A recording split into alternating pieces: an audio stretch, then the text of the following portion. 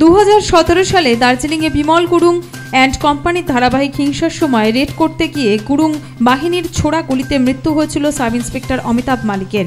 আর সেই মামলায় 8 বছর পর ঘটনায় জড়িত থাকার অভিযোগে গ্রেপ্তার করা হলো একজনকে। গ্রেপ্তার করা হলো প্রকাশ গুরুংকে। প্রকাশ সেই সময় একসময় বিমল গুরুং অনুগামী ছিলেন বলে জানা যাচ্ছে। প্রকাশের বিরুদ্ধে গ্রেপ্তারি পরোয়ানা অবশ্য আগেই জারি করা হয়েছিল, কিন্তু তার জামিন নাকচ করা হয়। এরপর বিচার বিভাগীয় হেফাজতে নেওয়া হয় প্রকাশকে। রবিবার তাকে দার্জিলিং আদালতে পেশ করা হয়েছে। এই মামলায় জড়িত থাকার অভিযোগে আরও 9 জনকে গ্রেপ্তার করেছে পুলিশ। কলকাতা হাইকোর্টে তাদের জামিন মঞ্জুর করা হয়েছে। তবে একই মামলায় বিমল গুরুংয়ের আগাম জামিনের আবেদন মঞ্জুর করা হয়েছে। 2017 সালে গোর্খাল্যান্ড ইস্যুতে বিমল গুরুংয়ের যে ডিটিএ প্রত্যাখ্যান করতে সর্বাত্মক ও হিংসাত্মক আন্দোলন শুরু করে গোর্খা জনমুক্তি মোর্চা, কার্যত স্তব্ধ হয়ে যায় পাহাড়। বিমল গুরুং দীর্ঘদিন ধরেই পাহাড় ছেড়ে ফেলার ছিলেন। এরপর 2017 সালের 13ই অক্টোবর গোপন সূত্রে খবর পেয়ে বিমল গুরুংকে পাকড়াও করতে দার্জিলিং সদর থানা এলাকায় এক গোপন ডেরায় হানা দেয় বিশাল পুলিশ বাহিনী।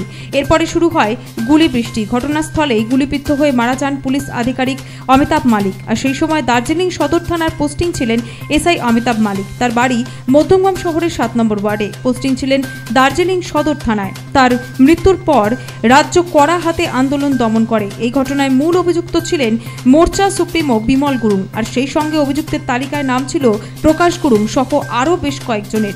নেতারা এই মামলাতেই এদিন গ্রেপ্তার করা হয় তাদের, এবং প্রকাশ গুরুংকে অবশেষে গ্রেপ্তার করা হয়।